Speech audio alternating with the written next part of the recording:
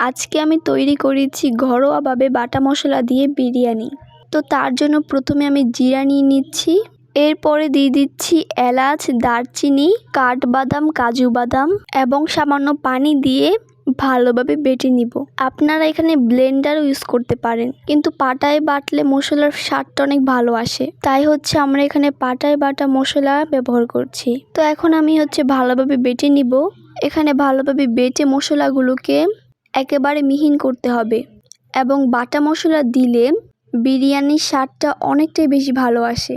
আমরা যখনই বিরিয়ানি রান্না করি সবসময় ঘরোয়া মশলাই ব্যবহার করি। এখানে আমার মশলা বাটা হয়ে গেছে। এখন আমি আদা রসুন বেটে নিব। তার জন্য পাটার মধ্যে আমি কিছুটা আদা, কিছুটা রসুন নিয়ে নিয়েছি। এখন এগুলোকে আমি বাটবো। তো এখানে আমার বাটা হয়ে গেছে সবগুলোকে আমি একসাথে করে একটা বাটির মধ্যে নিয়ে নিয়েছি। আজকে আমার বিরিয়ানি রান্না করার কোনো প্ল্যানই ছিল না। তো আজকে পয়লা বৈশাখ, ভাবলাম পয়লা বৈশাখ উপলক্ষে আজকে বিরিয়ানিটা রান্না করি। এখন আমি চুলার মধ্যে ফ্রাই প্যান বসিয়ে দিব। ফ্রাই প্যানটা কিছুটা গরম হোক। এদিকে আমার ময়না, আমি রান্না করছি। আমার ময়না বসে আছে আমার সাথে, খুবই দুষ্টুমি করে। তো এখন আমি ফ্রাই প্যানে তেল ঢেলে দিব। তেলটা ঢেলে দিয়ে কিছুক্ষণ তেলটাকে গরম হতে দিতে হবে। এরপরে আমি এখানে পেঁয়াজ দিয়ে দিব। তার সাথে আমি এখানে তেজপাতা অ্যাড করব এবং ভালোভাবে পেঁয়াজটাকে নেড়েচেড়ে ভেজে নিব। তাহলে বিরিয়ানির স্বাদটা অনেকটাই ভালো আসবে। আমি 5 মিনিট ধরে পেঁয়াজটাকে ভালোভাবে নেড়েচেড়ে ভেজে নিব। তার সাথে অবশ্যই মনে রাখতে হবে চুলার আঁচটা যেন মিডিয়াম থাকে। চুলার আঁচটাকে 5 মিনিট ধরে মিডিয়াম লোতে ভাজার পর পেঁয়াজের কালারটা ঠিক এরকম আসবে। আমি পেঁয়াজগুলোকে আরও কিছুক্ষণ ভেজে নিব। ভাজা হয়ে গেলে এখানে আমি পানি অ্যাড করব। তারপরে ভালোভাবে নেড়েচেড়ে নিব। এখন আমি সেই বাটা মশলাগুলো অ্যাড করব। তারপর আমি পেঁয়াজের সাথে বাটা মশলাকে ভালোভাবে নেড়েচেড়ে নিব। এখন আমি স্বাদ মতো লবণ দিয়ে দিব। তারপরে আমি এখানে অ্যাড করব হলুদ, মরিচ, ধনিয়া গুঁড়া, জিরা গুঁড়া এবং স্বাদ বাড়ানোর জন্য আমি এখানে সয়া সস অ্যাড করব।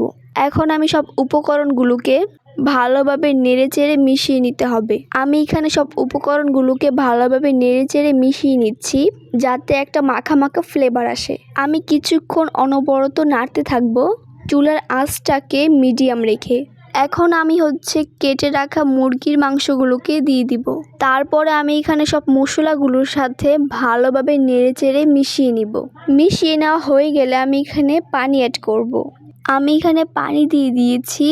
এখন আমি সব উপকরণগুলোকে ভালোভাবে মিশিয়ে নিব এবং তারপর এখানে আমি ঢাকনা দিয়ে ঢেকে দিব কিছুক্ষণের জন্য। 5 মিনিট পর ঢাকনাটাকে উঠিয়ে আবার কিছুক্ষণ নেড়েচেড়ে দিব। তারপর আমি পোলাও চালগুলোকে দিয়ে দিব।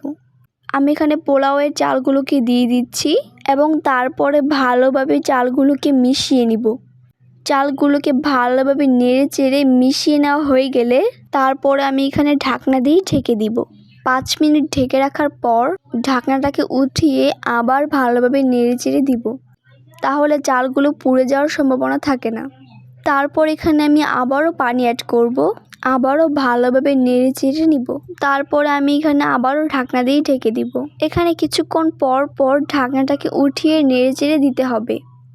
আবারও আমি কিছুক্ষণ পর ঢাকনাটাকে উঠিয়ে ভালোভাবে নেড়েচেড়ে আবারও ঢাকনা দিয়ে ঢেকে দিব। এদিকে আমার পাশের বাড়ির এক নানা আমার জন্য বেলপুরি নিয়ে এসেছে। এটাও নাকি ওরা ঘরোয়াভাবে বানিয়েছে।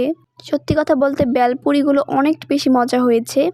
তো এদিকে আমি ভালোভাবে নেড়েচেড়ে নিয়েছি। তো আমার বিরিয়ানিটা পুরোই হয়ে গেছে।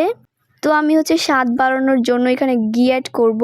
আপনারা এটা স্কিপ করতেও পারেন, কিন্তু যদি আপনাদের মনে হয় যে না স্বাদ বাড়ানোর জন্য ঘিটা প্রয়োজন তাহলে আমাদের মতো আপনারাও অ্যাড করতে পারেন। ঘিটা অ্যাড করে ভালোভাবে নেড়েচেড়ে ঘিটা বিরিয়ানির সাথে মিশিয়ে নিতে হবে।